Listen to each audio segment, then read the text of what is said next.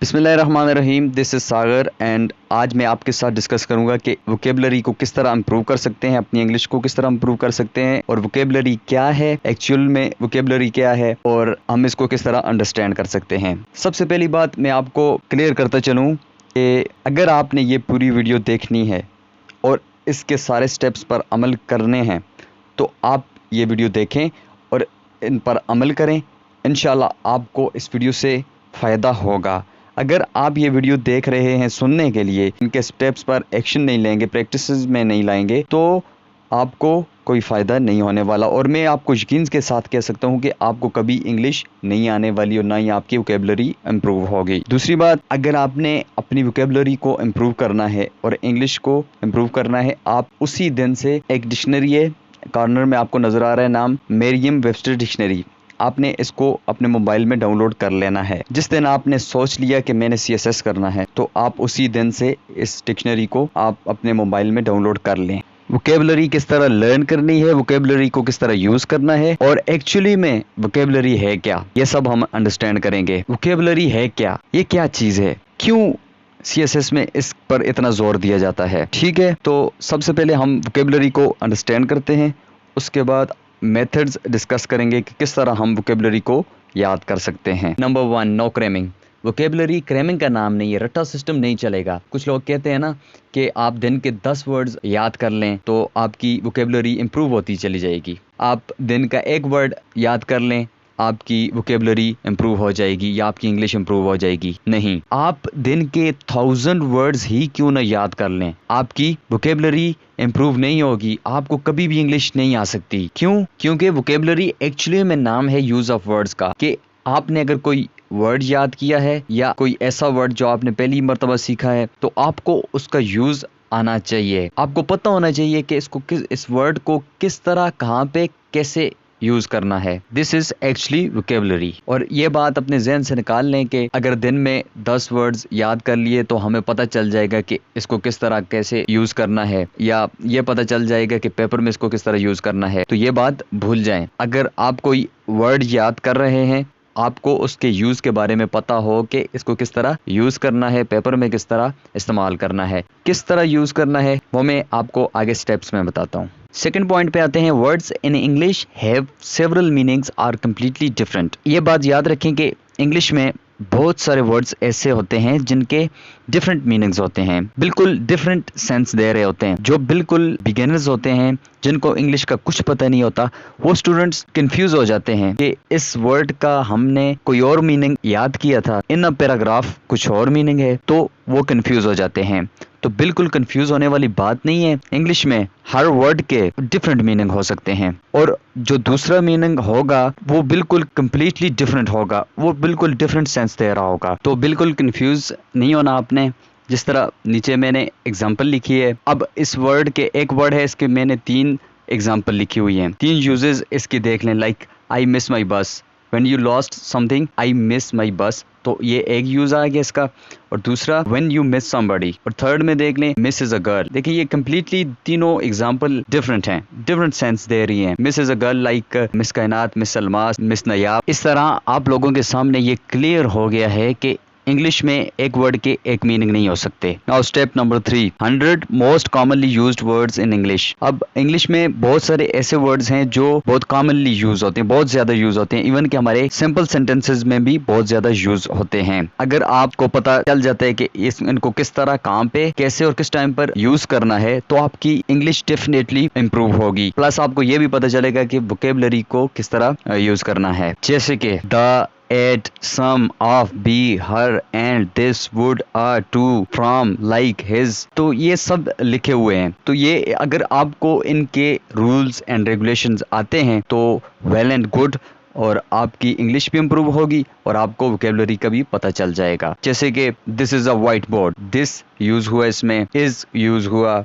आ use हुआ। Okay, तो इस तरह से इनके अगर आपको रूल्स पता हैं, आपकी इंग्लिश डेफिनेटली इंप्रूव होगी। नीचे एग्जांपल लिखी हुई है मैंने, put the books on the table. देखें द यूज हुआ, ऑन यूज हुआ, द 2 मरतबा यूज हुआ। अगर आपको इन कॉमनली यूज वर्ड की पता चल जाए, रूल्स और रेगुलेशन का, तो आप की इंग्लिश बहुत ज़्यादा इंप्रूव हो सकती है और वोकेबलरी भी साथ में इम्प्रूव होगी। आपको पता चल जाएगा कि वोकेबलरी को किस तरह काम पे यूज़ करना है। Number 4, this is very important slide. क्यों? क्योंकि इसमें बहुत कुछ है सीखने के लिए। अच्छा, सबसे पहले मैं ये बताऊंगा कि आप ऐसा करें, कोई छोटी सी पॉकेट नोटबुक ले लें। आप बाजार से भी परचेज कर सकते हैं और अपने खुद से भी बना सकते हैं। जब आप ये सोच लें कि मैंने CSS करना है तो आप वो पॉकेट नोटबुक अपने पास रख लें। क्यों? वो मैं आपको बताता हूँ। आपको किसी वर्ड का मीनिंग नहीं आता तो आपने करना क्या है, सिर्फ उसके मीनिंग नहीं देखने, आपने एक वर्ड लिखने। जैसे मैंने लिखा हुआ है डिसएग्री, आपने एक वर्ड लेना है और उसका लिखना है कि ये क्या है। वो वर्ब है, एडवर्ब है, एडजेक्टिव है, ठीक है। उसके बाद उसके 2-3 एटलीस्ट 3 मीनिंग्स लिखें, फिर उसके सिनोनिम्स, एंटोनिम्स लिखें, फिर उसकी एक एग्जांपल लिख लें। पहले खुद से कोशिश करें उसकी एग्जांपल लिखने की, अगर नहीं लिख सकते तो देख लें उसी डिक्शनरी से, ठीक है। जैसे मैंने लिखा हुआ डिसएग्री, बेसिकली ये वर्ड है इनट्रांजिटिव वर्ब। इसके मैंने मीनिंग लिख लिए। पहला मीनिंग क्या है? To fail to agree. Second क्या है? To differ in opinion. Third क्या है? To cause discomfort. और इसके बाद क्या करना है? सिनोनिम्स लिखने हैं। जैसे डिसएग्री का differ, dissent, antonyms agree, assent. अच्छा, उसके बाद एग्जाम्पल मैंने लिखी है, I think that I should sell my car but he disagree. तो इस तरह आपने एक वर्ड के पूरी तरह से प्रॉपर, यही एक प्रॉपर वे है किसी वर्ड को सीखने का। तो आपने क्या करना है? वर्ड लिखना है, उसके आगे लिखना है, आप उर्दू में भी मीनिंग लिख सकते हैं और आप जितनी भी अपने लिए आसानी कर सकें आप खुद कर सकते हैं, ठीक है। आप करें, उसके आगे लिख लेना है ये एडजेक्टिव है, एडवर्ब है, प्रोनाउन है, नाउन है, जो भी है। उसके बाद एटलीस्ट 3 मीनिंग लिखेंगे उसकी, ठीक है। फिर उसके बाद सिनोनिम लिखें, एंटोनिम्स लिखें, फिर एग्जाम्पल खुद से भी लिख सकते हैं और डिक्शनरी से देख के भी लिख सकते हैं। तो ये एक प्रॉपर तरीका है। आप इससे इस काबिल हो जाएंगे कि आप किसी भी वर्ड को जो आपने याद किया है आप उसको किसी भी जगह पे यूज़ कर सकते हैं। उस वोकेबलरी को आप सेंटेंसेस में, आप पैराग्राफ में, आप एसेज में, आप किसी भी जगह पे उसको यूज़ कर सकते हैं। पेपर में यूज़ कर सकते हैं। आपको पता चल जाएगा कि कौन सा वर्ड है, ये वर्ब है, ये एडजेक्टिव है, जो कुछ भी है, तो आपको इसके बारे में पता चल जाएगा कि ये वर्ड कौन सा है। तो इजीली आप किसी भी जगह पे यूज़ कर सकते हैं। Point number 5, this is very interesting slide. Take help from neighbour words. फर्ज करें आप कोई पैराग्राफ रीड कर रहे हैं, आप कोई बुक रीड कर रहे हैं, आप कोई आर्टिकल रीड कर रहे हैं, तो आपको एक वर्ड की समझ नहीं आई, आपको उसका मीनिंग नहीं आ रहा, तो आपने क्या करना है? जैसे मैंने एक सेंटेंस लिखा हुआ है,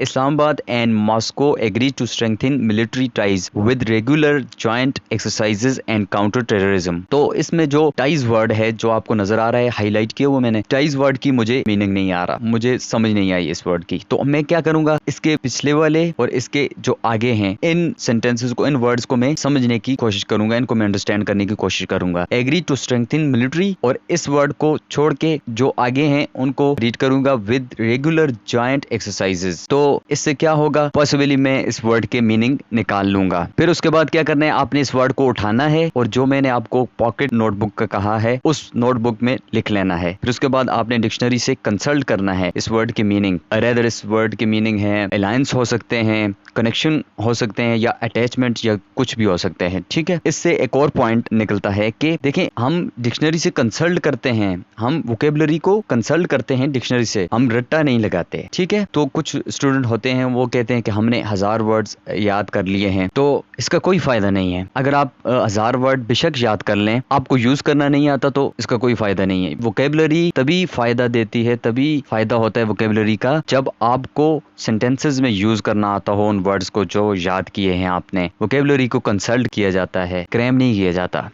अच्छा, नंबर 6, आपने क्या करना है? आप अगर कोई वर्ड याद कर रहे हैं तो आपको याद नहीं हो रहा, तो आपने सिंपली क्या करना है? उस वर्ड को गूगल कर लेना है। गूगल करने के बाद इमेजेस सेक्शन में आ जाना है। तो इससे क्या होगा? इससे आपका जो माइंड है, आपका जो ब्रेन है, उसमें आप जो वर्ड होगा उसकी इमेज चली जाएगी, तो वो मेमोरी में सेव हो जाएगा। Number 7, give compliment to people. इसका क्या मतलब हुआ? यानी आप अगर कोई वर्ड याद करते हैं तो आप लोगों को कॉम्प्लीमेंट करें, आप उन वर्ड्स को यूज करने की कोशिश करें। आप अगर फैमिली के साथ हैं, आप दोस्तों के साथ हैं, टाइम स्पेंड कर रहे हैं, आप कहीं पर भी हैं, क्लासमेट्स के साथ हैं, तो आप उन वर्ड्स को माइंड में सोचें कि ये वर्ड कहाँ पे यूज हो सकता है। फॉर एग्जाम्पल, ब्यूटीफुल वर्ड है, आप याद कर रहे हैं, आप किसी को भी कॉम्प्लीमेंट दे सकते हैं। आप इस तरह भी कह सकते हैं कि what a beautiful weather, you are beautiful, such a beautiful day. आप इस तरह कॉम्प्लीमेंट दे सकते हैं। आप किसी को भी कह सकते हैं कि such a very beautiful women I have ever seen, तो इस तरह कॉम्प्लीमेंट दे सकते हैं। अब टाइम है जी टारगेट टारगेट सेट करने का। मैं आपको यही प्रेफर करूंगा कि दिन में आप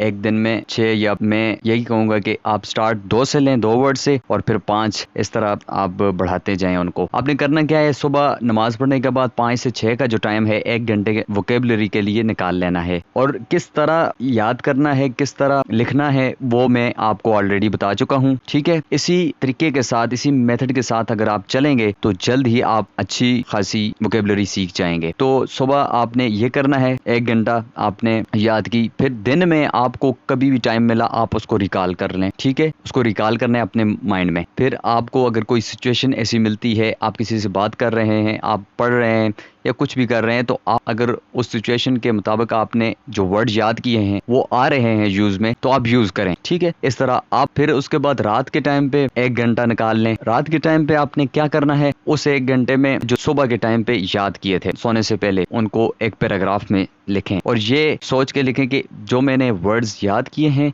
उनको मैं पैराग्राफ में यूज करूंगा। ठीक है, उनके एक पैराग्राफ बनाऊंगा। फिर उसके बाद सुबह उठेंगे दूसरे दिन, फिर आपने गुजरे हुए दिन जो याद किए थे उनको रिकॉल कर लेना है। आप जब रिकॉल करेंगे तो 2 से 3 वर्ड आपको भूल चुके होंगे, अगर 5-7 किए हैं तो आपको भूल चुके होंगे, तो आपने रिकॉल करके फिर से उनको याद करना है, तो फिर आपको नहीं भूलेंगे। इस तरह आप रिवाइज करेंगे तो आपको इंशाल्लाह कभी नहीं भूलेगी। अगर आप ये पैटर्न अडॉप्ट करेंगे तो आपको इंशाल्लाह अच्छी खासी आप वोकेबलरी सीख जाएंगे। होपफुली ये वीडियो आपके लिए बेनिफिशियल हो।